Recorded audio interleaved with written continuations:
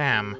For some reason, Sonic games just aren't bringing in the money they used to. It may have something to do with the fact that we haven't made a really big Sonic title since Sonic and Knuckles, but no, that can't be it. And I was sure that Sonic Labyrinth would hold us over until at least 2004.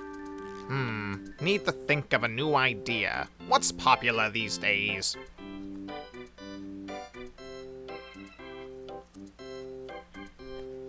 Wait a minute, that's it. That gives me an amazing idea.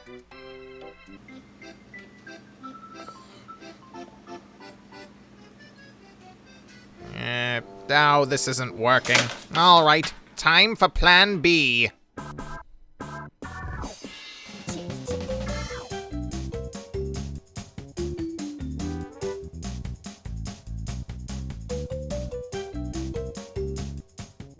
Oh boy, I don't think the Sonic franchise has ever been this obvious about ripping off a Mario game. No, this is more obvious. No, that wasn't really a ripoff. Okay, now you're not even trying. Sonic Shuffle was a multiplayer party game released on the Sega Dreamcast. Sega Dreamcast? And I'll just reiterate the obvious, in case the obvious wasn't obvious enough from that obvious opening to the episode, displaying the obvious fairly obviously. This game is a total ripoff of Mario Party.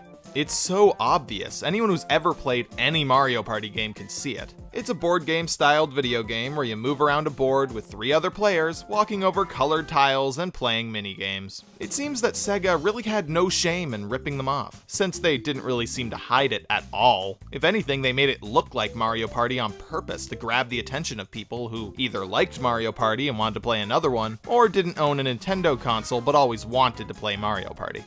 But don't get me wrong, some ripoffs are actually okay.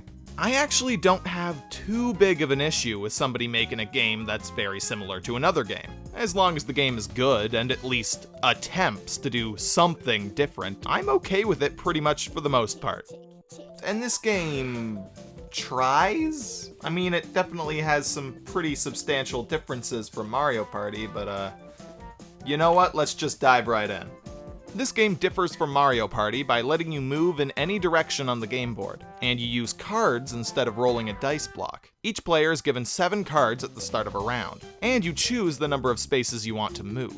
Once you use a card, it's gone though. You can also steal and use your opponent's cards, so when it's their turn, make sure to take note of which cards are in their hand. Although when their cards are face down, it is random. That's where the randomness comes in. It's risk and reward. If you don't have a 6, but you really want to land on a specific space, and one of your friends has a 6, then maybe take that risk. It's actually a pretty good idea. I mean, it definitely adds more strategy than the dice rolling of Mario Party. But the thing is, it really slows the gameplay down a lot. I mean, a lot. And it also just pretty much encourages your friends to be jerks and steal my damn cards. I hate you! Stop it! You only left me with crappy cards! Sorry, things got real there for a minute. But anyways, I need to stress something for a minute. It's something we explored in the last video, and something that I'm sure I'll be mentioning many times in this one. Sonic games should be fast. Not only does it take forever for everyone to pick their cards and take their turns, but there's also really annoying and very frequent load times. Mario Party had the luck of being on a cartridge, so they didn't really have to worry too much about load times. But this? Ugh! Before every minigame, load time. Then after the minigame, load time. Before a special event happens, load time. Before battles, which are very stupid and only slow the game down more by the way, load times! Speaking of minigames, you only get to play minigames when you land on a minigame space. Or when you have an accident. Yeah, I don't know what it means either. It kinda just happens randomly. And hell, sometimes you still don't get to play minigames when you land on these spaces because sometimes it triggers a mini-event instead. What are mini-events? They're nothing. And sometimes they do something, but either way, you're doing nothing. It plays out a lame and badly written scenario that usually ends with nothing happening, but sometimes you might get an item or something. It's pretty much random. And even when it happens to a computer character, you still have to sit through it and just watch the stupid scenario play out. It is so boring. So what does this mean? It means that you're going to be spending most of the game on the game board, the most boring place to be. We actually went for 15 minutes at one point without a single minigame. This is just, it's insane. It's so great. It took Mario Party over 10 years to figure out that what people liked about the game was rolling dice and walking around, not those silly minigames. This game nailed it in the year 2000, more than a decade earlier than Mario Party did. I mean, this was way ahead of its time. Seriously, Sega, bravo, bravo. Hey, wait a minute, is that a minigame? God damn it, I was having fun until that thing showed up. I really honestly just can't get over how boring and slow this is. There's so much crap happening to boggle the gameplay down and slow it down constantly. The point of each round is to collect the precious stones, this game's version of Power Stars. But just like the stars, they're scattered all around the game board. Also, you need to defeat a boss to get it. And also, you have to land on the space to activate the boss. You can't just pass by the space like in Mario Party. No, you have to land on the space. This just slows the game down so much more. Oh, and one more. This game doesn't end until you've collected a certain amount of these stones, instead of just picking a number of turns to play to. So these rounds often go on forever. It can take a really long time just to finish what this game considers a short round. In fact, it took me and a friend about an hour to finish a round of only collecting 2 stones. That's the minimum. And only about 5% of that hour was probably minigames, and like 10% of it was loading screens, and that's being generous. Trying to think of something good to say about this game. The game looks nice. It goes for a cel-shaded look, and it actually looks pretty bright and colorful. From a graphical standpoint, the game gets a pass. Alright, back to the bad. The levels are very confusing to navigate. It's hard to keep track of where you are and where everybody else is. There's spots that teleport you around, splits in the path left and right, not to mention that you can move in every direction, so it's just very easy to get lost. There's also special shortcuts that are exclusive to the different characters you can play as. Tails can fly over things, Knuckles can climb, Amy can hammer, Sonic's screwed, I guess. But this only adds to the levels being confusingly overcomplicated. And oh my god, I thought that this outer space level would be the least confusing. There's no multiple layers, there's no gaps, there's no weird gimmicks, I think. But holy jeez, it's the most complicated one. It's so disorienting. And these spaces don't even really make sense. Usually there'd be a gap for Tails to fly over or a wall for Knuckles to climb. But here it's just space. We're in space. It's just nothingness. You having trouble getting past that pile of nothing? Well, thank God you have a hammer. You're good. Remember when I said that you should try to take note of what cards are in your opponent's hands so that you can try to steal them? Well, good luck with that, since when the computer characters play, they go so fast that there's no way that you can even see what they're doing. They skip through picking their cards really fast. It seems like the game makers were trying to make them go fast so that the game would keep moving and go by faster. But everything else is still so damn slow that it doesn't really help. It just makes the game even more confusing. And the AI often seems to just magically know where the good cards are in my hand so that they can steal them. And they kick butt in the minigames. Okay, you know what? No, they're impossibly skilled at the game. They're cheaters. Set them to easy if you want to have any fun. And then start crying because this game's still just as boring as ever, so yeah, there's no fixing that. And actually, there's no perfect solution, because when I set the computer characters to easy, they do things that are unbelievably stupid sometimes. Amy was up against a boss. She had a full hand of cards, and she chose the Eggman card, which is an instant loss. It's basically like picking a 0. She didn't take it from somebody else's hand randomly, get unlucky. No, she chose it from her own hand. The AI is just... It bad. Oh, here's the arbitrary Eggman moment.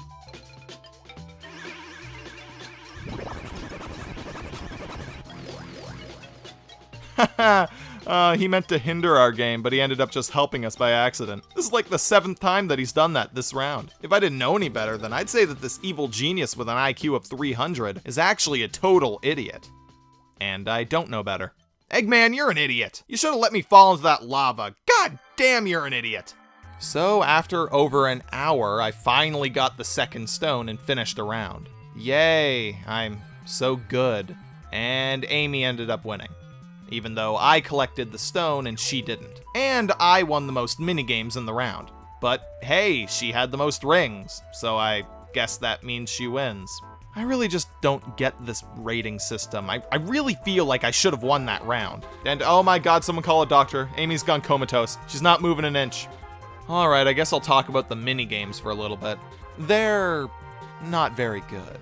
A few of them are okay, but they all suffer from similar problems. A lot of the minigames are overly complex, meaning that you have to read the instructions carefully. And then there's a bunch of minigames that aren't very complex at all, they're actually pretty simple, but the way that the rules are written make it sound more complicated than it is. And then there's the fact that if you idle too long on the instruction screen, then the game just starts on its own without you. Talk about impatient. Oh, and there's also no practice mode. You're not allowed to practice. So hopefully the instructions were good enough. Oh wait, they suck.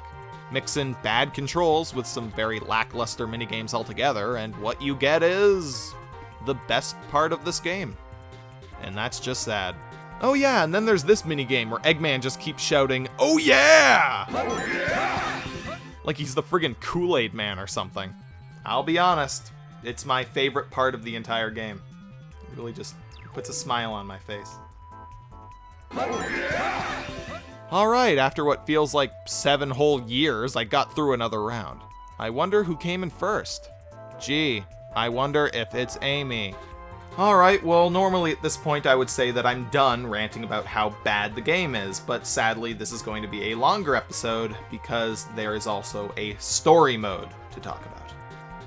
Although, who really knows how much I'm even going to have to say about this mode when I don't understand the story at all. I mean, it's really convoluted and stupid. And like everything else in this game, boring. And pointless. And it's silly, but whatever, let's just dive right in and get this over with. The general story, from what I can decipher, is that Sonic and his friends have randomly been sucked into an alternate dimension. And all Amy cares about is her dress. Forget about Sonic!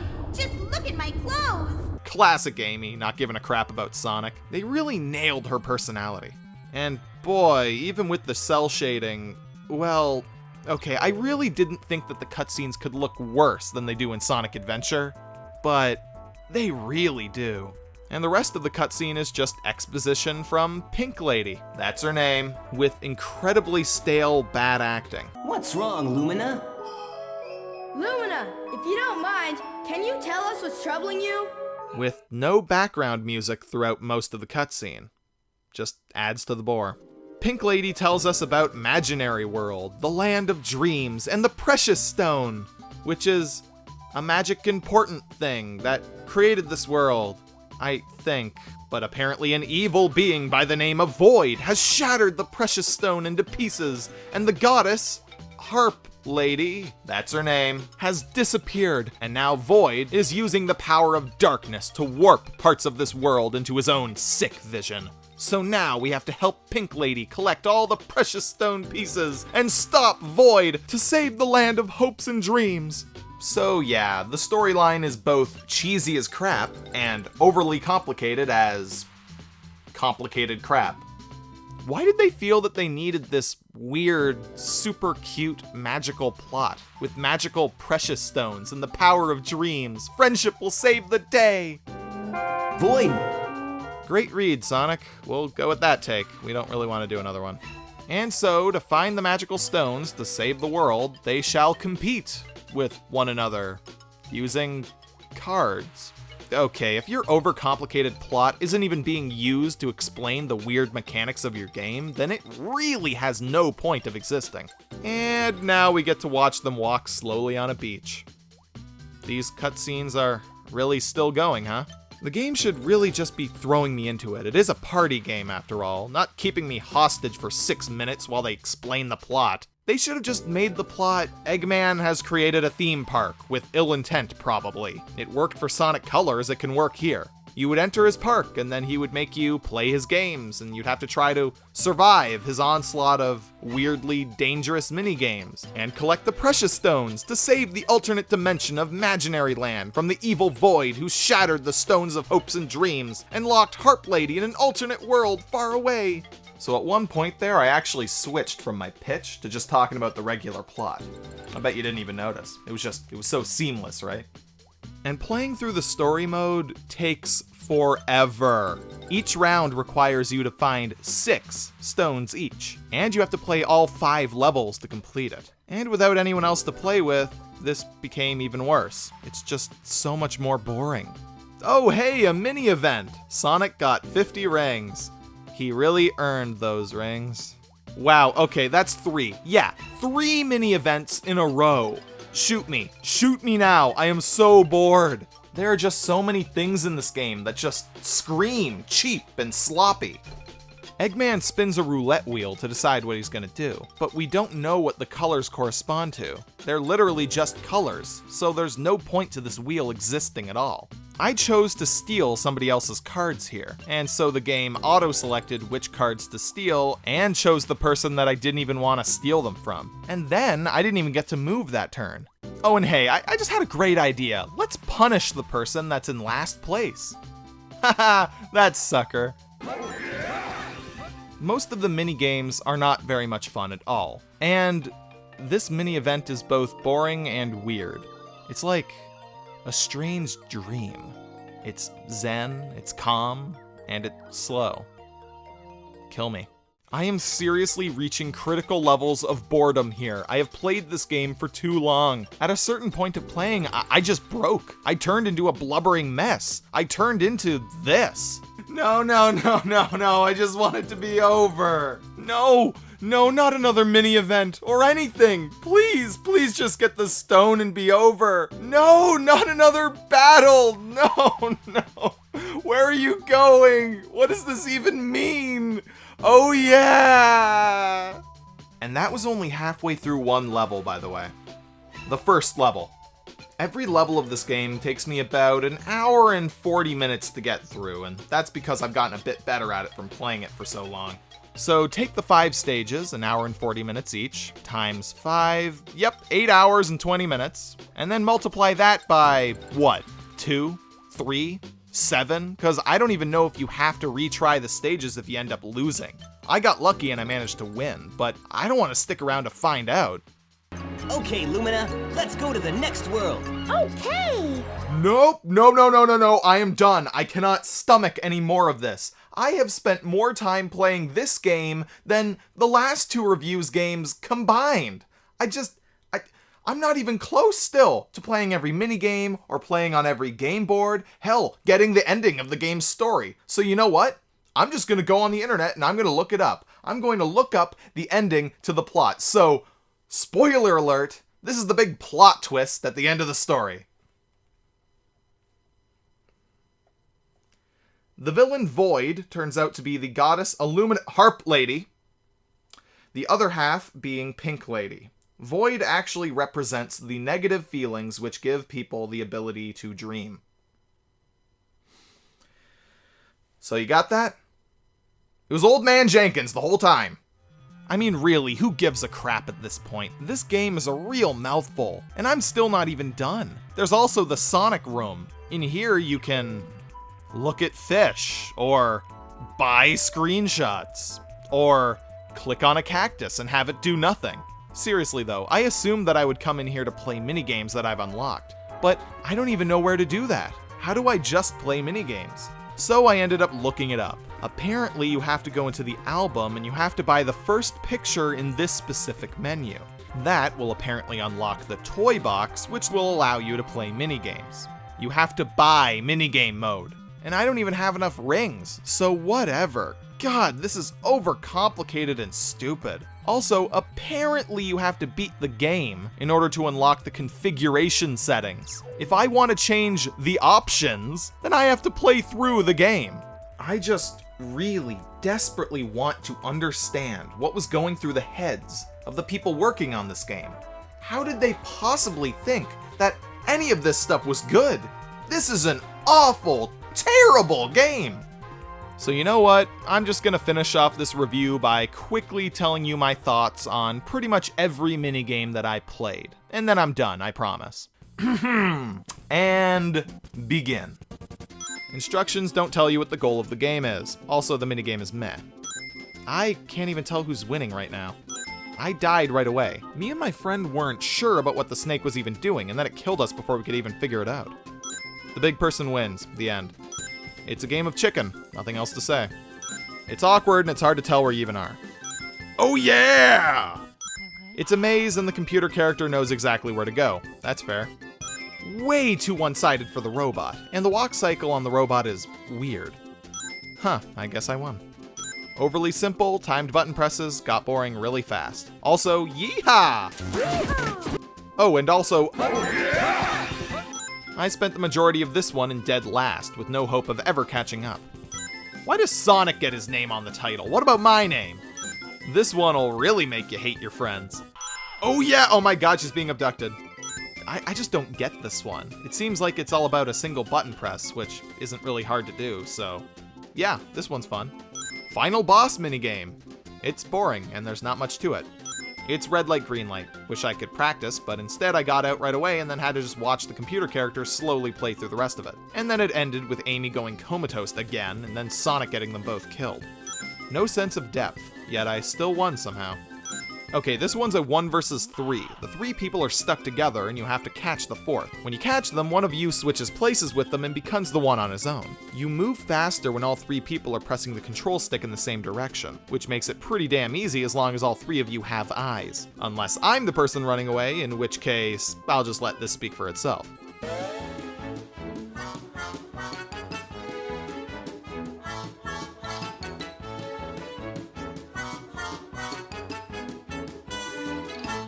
But despite my amazing skill, and by far having collected the most rings, Tails ended up winning, just because he was the last person to beat it, just as the time ran out. Great judging system, game. Spot on.